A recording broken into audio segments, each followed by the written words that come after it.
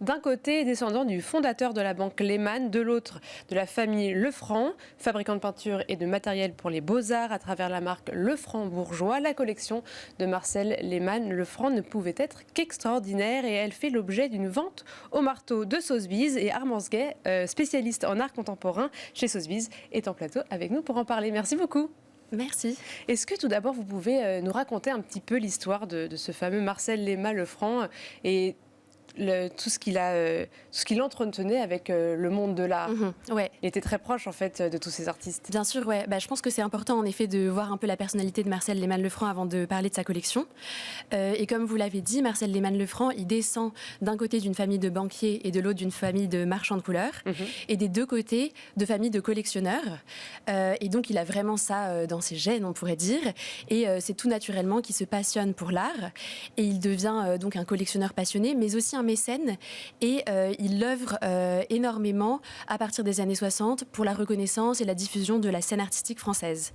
Et donc il va se lier notamment avec le mouvement des nouveaux réalistes, par exemple l'artiste César, dont il a été très proche au point de devenir son agent pendant une dizaine d'années, ou le mouvement support surface avec des artistes tels que Viala, Pincemin, etc.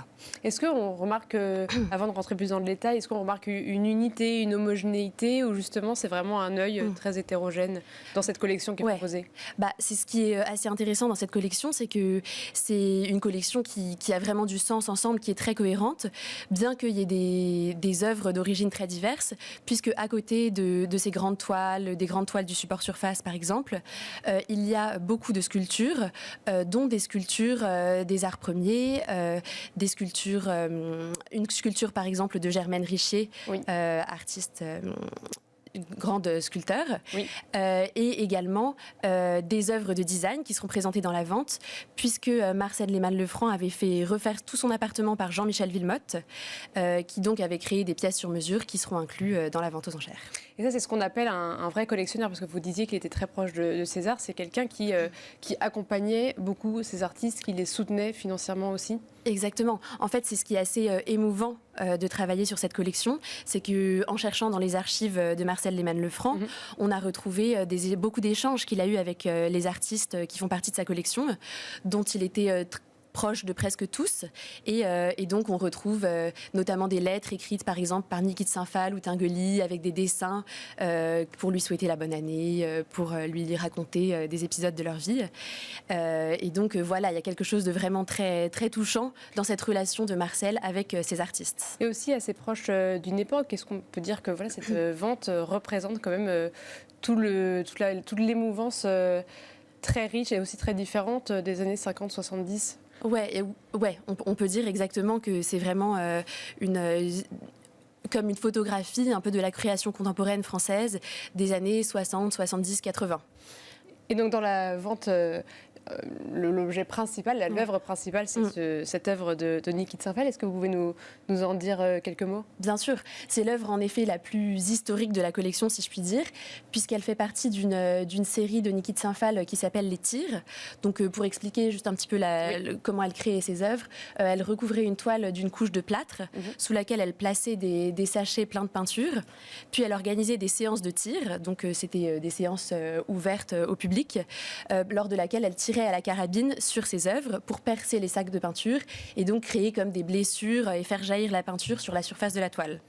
Et donc Marcel, qui était proche de Niki de Saint-Phal, avait assisté à plusieurs séances de tir et il achète cette œuvre lors de la première exposition de l'artiste en 1961. Et pour la petite anecdote, lors de cette exposition, seulement 2 œuvres sont vendues et l'une est achetée par Marcel.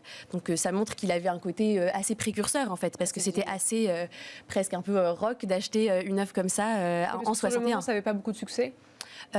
Disons que l'exposition avait eu du succès, beaucoup de monde avait assisté, mais de là à passer le pas d'acheter une œuvre, ça avait été commercialement un moins grand succès, on va dire. Et aujourd'hui, dans le marché, qu'est-ce que ça représente ce genre d'œuvre? Est-ce que justement, c'est une histoire, mais aussi très particulier par rapport à tout ce qu'on connaît de Saint-Phal, qui est assez grand public, comment l'appréhender par rapport au marché? C'est assez particulier et en même temps, c'est vraiment une œuvre majeure de l'artiste, puisque par exemple, c'est l'œuvre qui a été choisie pour être mise en couverture du catalogue raisonné de l'artiste, qui regroupe toutes les œuvres créées par l'artiste. Donc c'est vraiment une œuvre de référence historiquement. Et en fait, cette série des tirs chez les collectionneurs, elle est très recherchée.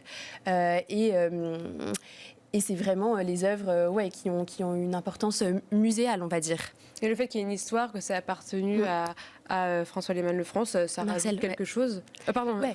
Marcel. Bien sûr, c'est un peu ça fait partie, on va dire, du pédigré de l'œuvre, et c'est très important. Et pour raconter une autre petite anecdote sur la relation entre Marcel et Niki, Niki de Saint-Phal a réalisé un film dans sa carrière qui s'appelle Daddy, et elle avait proposé à Marcel Lehmann-Lefranc de tenir un rôle dans ce film, ce qui montre leur proximité et ce qui rend d'autant plus touchante cette œuvre et l'histoire du collectionneur et de l'artiste. Et celle-ci, elle est estimée combien et comment est-ce que vous avez travaillé cette estimation? Alors, l'estimation de cette œuvre, c'est 70 à 100 000 euros. Oui.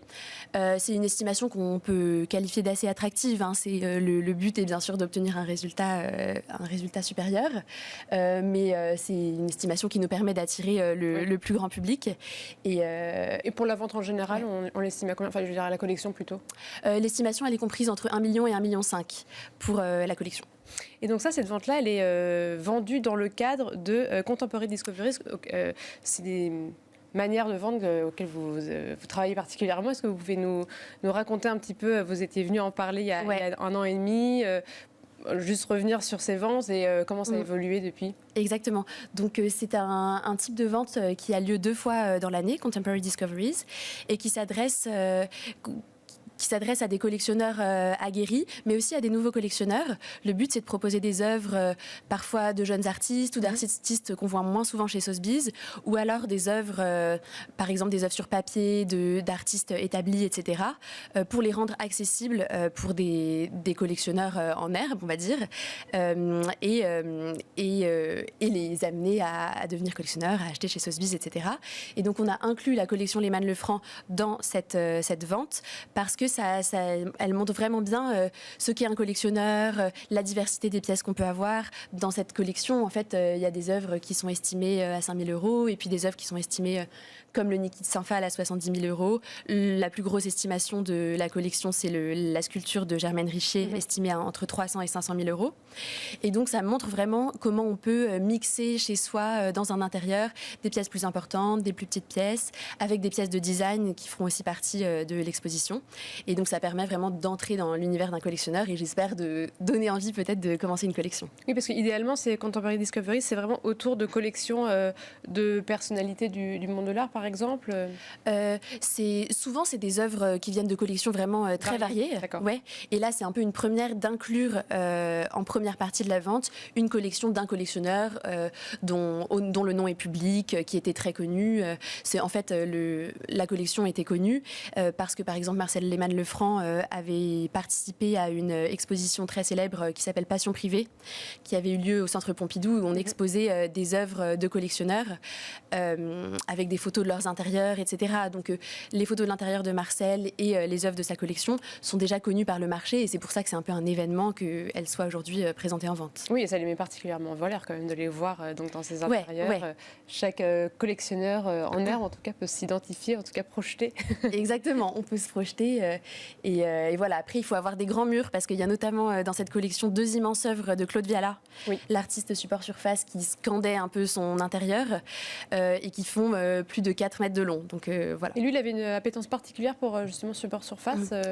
Ouais, il connaissait bien Claude Viala, il connaissait Pince-Main, etc. Et on voit d'ailleurs sur ses photographies plusieurs œuvres d'artistes support surface. Et qui dialogue très bien d'ailleurs avec les œuvres nouveau réalistes.